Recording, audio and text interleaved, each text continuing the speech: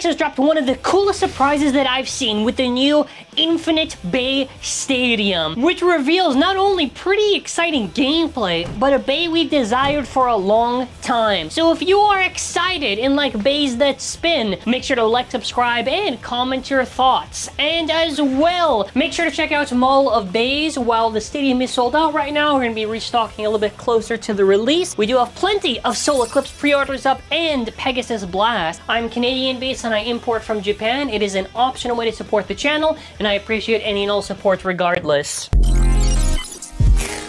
So let's get started with some of the info that we already know. This is going to be releasing on October 11th, which is pretty awesome because that means we're probably going to get all the other October releases in really early October, which is a W for me. Earlier in the month is better for me to work on content, so I'll take it. So in this, we actually get some pretty cool things. Let's first talk about this whole stadium set, which is going to be one of the main appeals to this. This is a Infinite Bay Stadium, where it's basically if you get the regular Extreme Stadium, you cut it in half and you flip it on the other side, and now it's like two crazy exits for them to Extreme Dash. It's kind of funny because I remember people kind of like saying when we first saw the Extreme Stadium, oh, what would happen if they just kind of had it like on both ways? And it's certainly an interesting concept. Because for starters, you're going to potentially have something where both of them might zigzag up and down on the stadium, which I think would be super hilarious to actually see. It's probably going to be super chaotic gameplay of the bays battling. And there is some other things I do want to talk about to kind of see. While we don't have that much of a close-up, I do want to kind of mention the pockets on the stadium. Because if you look very closely on the pocket design, it does seem to be kind of similar to that of a Hasbro Stadium pocket design, where if you get KO'd, that's it, and probably less likely to get an actual rebound to come back in. And the other thing too, obviously logically, you do have to have it on both sides. So already they're at least doing a little bit of an effort here to kind of make things balanced, I would say. Whether or not this is more balanced than actual Takara Tomy regular Extreme Stadium, that is yet to be seen, but I do really like them experimenting with the Extreme Stadium concept design and doing something interesting. So I kind of want to leave it also for the comment section. What are your thoughts so far and your impressions on this stadium? So now we're going to be talking about the important bay. No, not you. Actually,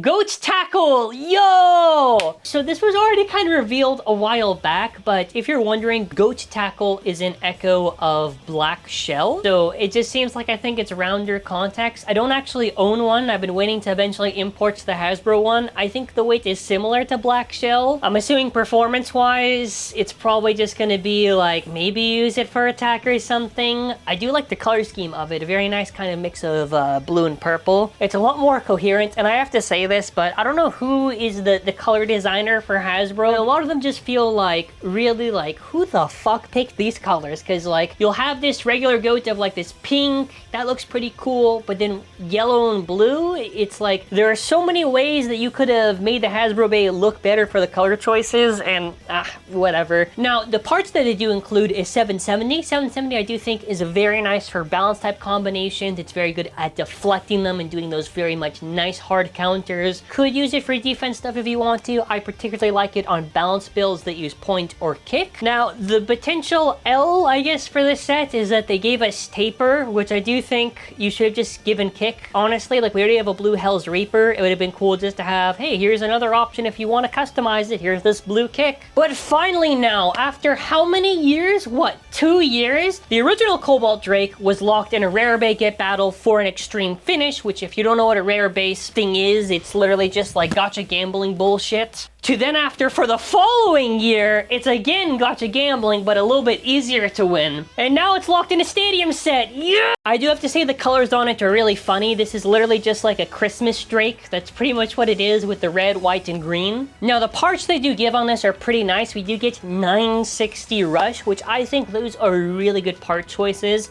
Now, in terms of talking about the Cobalt Drake blade, Drake has kind of suffered from weight loss. So the original Drake was basically like 38, and then after the Silver Drake, whether or not, let's say, I don't know, the mold over a period of time just gets lighter, or if it's maybe the plastic choice was like super light, I'm really hoping they make a new mold for Cobalt Drake where it can hit like 39 grams. Now, even if they did do this, it wouldn't really save Cobalt Drake for the meta. Drake was already ass, like, at launch.